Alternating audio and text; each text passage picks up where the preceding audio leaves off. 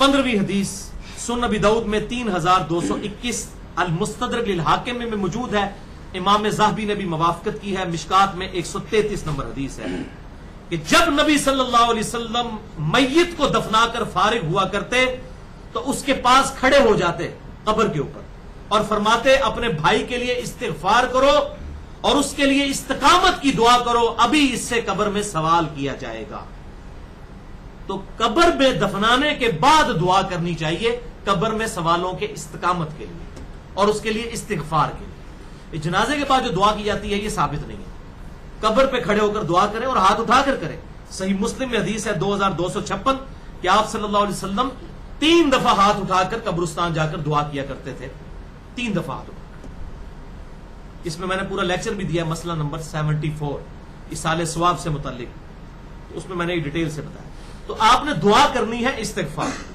ये जो आज का डॉक्टर तैयब कादरी साहब की वो एक वीडियो आई हुई है, वो कब्र पे आ कहते हैं बेटा पढ़, और बाकियों कहते हैं साइड पे जो फरिश्ते आने लगे हैं जनाब, और वो उसको तलकीन करते हैं। तलकीन नहीं करनी, इस्तिगफार करना है, उसके लिए दुआ करनी है। हमें नहीं नजर आ रहा है फरिश्ते किस तरह किस वक्त दाखिल होंगे, हमें नहीं पता।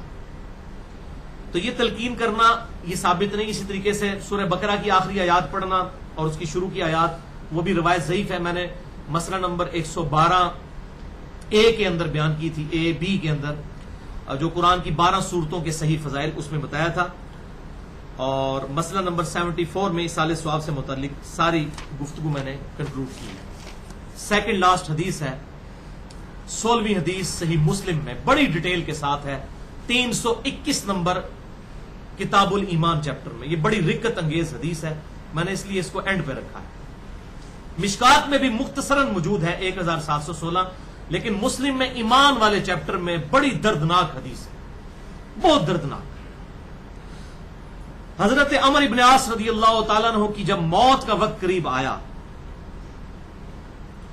तो उन्होंने दीवार की तरफ मुंह करके ज़ारो कतार रोना शुरू कर दिया।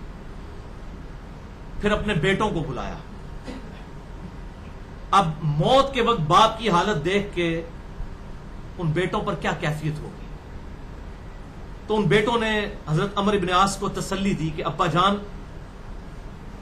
आपको परेशान होने की जरूरत नहीं है। आप तो अल्लाह के नबी के सहाबी हैं, आपने तो आप सल्लल्लाहु अलैहि वसल्लम की ज़ियारत की हुई है, आप तो बख्शे बख्शाए हैं। लेकिन सहाबी में और आम आदमी में यही तो फर्क है, उसे तो पता है आखिरत का मामला कितना सख्त है। तो उन्होंने बड़ा प्यारा जवाब इरशाद फरमाया। अमर बिन आस कहते हैं कि मेरे बेटो, अल्लाह के नजदीक इससे ज्यादा पसंदीदा बात कोई नहीं कि कोई कहे अशहदु अल्ला इलाहा इल्लल्लाह व अशहदु अन्ना मुहम्मदर रसूलुल्लाह, यानी तौहीद का इकरार और नबी सल्लल्लाहु अलैहि वसल्लम की रिसालत को मानना, ये असल निस्बत है। जो तुम मुझे कह रहे हो सहाबी होना, असल निस्बत यह है कि इंसान कलमा पढ़ ले। फिर उन्होंने कहा कि मेरे बच्चों, मेरी जिंदगी में 3 दौर गुजरे। पहला वो दौर था कि जब मैं इस रुए अर्ज पर सबसे ज्यादा नफरत मुहम्मदुर रसूलुल्लाह से किया करता था सल्लल्लाहु अलैहि वसल्लम, और मेरी जिंदगी की सबसे बड़ी ख्वाहिश थी कि मैं किसी तरीके से रसूलुल्लाह को कत्ल कर दूं, वलियादु बिल्लाहि ताला। ऐ मेरे बच्चों, अगर मैं उस वक्त मर जाता तो सीधा दोज़ख में जाता। फिर अल्लाह ने मेरे पर करम किया और मेरी जिंदगी में दूसरा दौर आया। अल्लाह ने मेरा सीना इस्लाम के लिए खोल दिया सुलह हुदैबिया के बाद। इन्होंने और हजरत खालिद इब्न वलीद ने इकट्ठा ईमान कबूल किया, लेकिन सुलह हुदैबिया के बाद अल्लाह ने मेरा सीना इस्लाम के लिए खोल दिया और मुझे नबी सल्लल्लाहु अलैहि वसल्लम से बढ़कर फिर कोई महबूब शख्स नहीं था। मैं आप सल्लल्लाहु अलैहि वसल्लम की खिदमत में हाजिर हुआ ईमान लाने के लिए। आप सल्लल्लाहु अलैहि वसल्लम से मैंने कहा, या रसूलल्लाह, अपना दायां हाथ आगे कीजिए, मैं ईमान लेकर आऊं। तो जब आपने अपना दायां हाथ आगे किया तो मैंने अपना दायां हाथ पीछे खींच लिया और मैंने कहा, अल्लाह के रसूल, पहले मुझे गारंटी दें कि अल्लाह ताला मेरे पिछले सारे गुनाहों को माफ करेगा। तो आप सल्लल्लाहु अलैहि वसल्लम ने फरमाया, ए अमर इब्न आस, क्या तुझे नहीं पता कि इस्लाम गुज़श्ता के सारे गुनाहों को माफ कर देता है? यानी इस्लाम ले आया पिछले गुनाह माफ, जो सूरतुल फुरकान में भी आया कि कोई शिर्क से भी तौबा कर ले, हम उसकी गुनाहों को भी नेकियों से बदल देंगे। फिर कहते हैं कि मैंने इस शर्त पर इस्लाम कबूल किया, फिर रसूलुल्लाह से बढ़कर मुझको कोई महबूब नहीं था। ऐ मेरे बेटो, मैंने नबी सल्लल्लाहु अलैहि वसल्लम के चेहरे की वजाहत की वजह से कभी भी आंखें भरकर आपकी तरफ नहीं देखा। अगर तुम मुझसे यह पूछो कि रसूलुल्लाह का चेहरा मुबारक कैसा था, तो मैं उनके चेहरे मुबारक के खदोखाल बयान नहीं कर सकता। मैंने आपके रोब की वजह से कभी जी भरकर आपकी तरफ देखा भी नहीं। ये हजरत अमर बिन आस। और फिर कहते हैं, मेरे बच्चों, फिर मेरी जिंदगी में तीसरा दौर आया जब मुझे अल्लाह ताला ने आजमाइश में डाल दिया।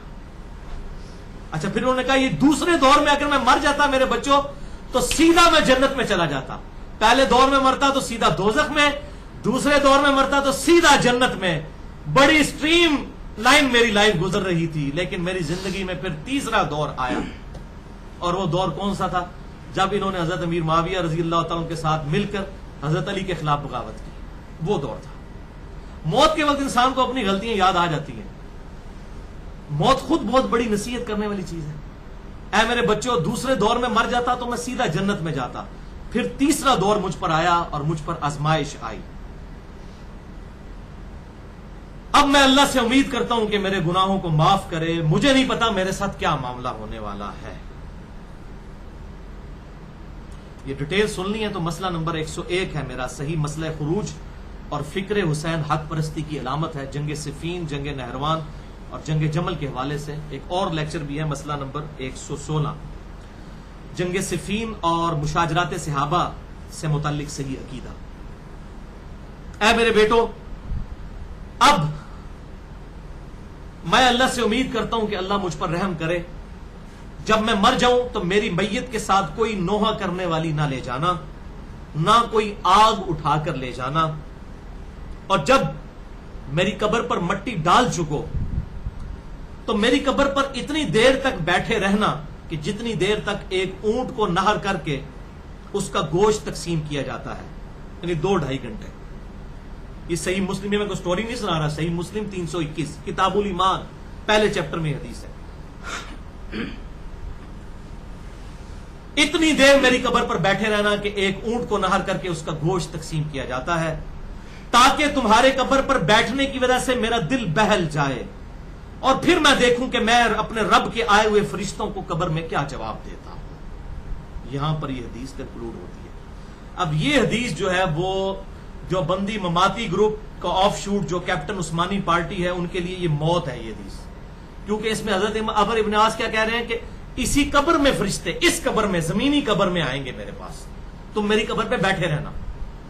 अब ये उनके लिए मौत थी हदीस। तो उन्होंने कहा कि जी हजरत अमर बिन आस जो है ना, आखिरी वक्त में उनका ज़हनी तवाज़ुन बिगड़ गया था, इसलिए वो इस किस्म की बातें कर रहे थे। जिसका ज़हनी तवाज़ुन बिगड़ा हो वो पूरी अपनी जिंदगी की स्टोरी सुनाता है।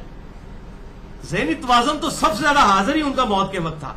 पूरी उन्होंने अपनी लाइफ कंक्लूड किया। और इतना बेईमान है वो शख्स, उसने सिर्फ ये आखिरी बात की। अगर वो पूरी हदीस नकल करता तो आम आदमी को भी पता चल जाता कि यार जिसका ज़हनी तवाज़ुन बिगड़ा हो, उसने ये कहा कि नहीं बस आखिरी वक्त उन्हें कह दिया कि मेरी कब्र पे इतनी देर बैठे रहना जितनी देर ऊंट कुर्बान किया जाता है। ये नहीं बताया कि पूरी हदीस कहां से स्टार्ट हुई है।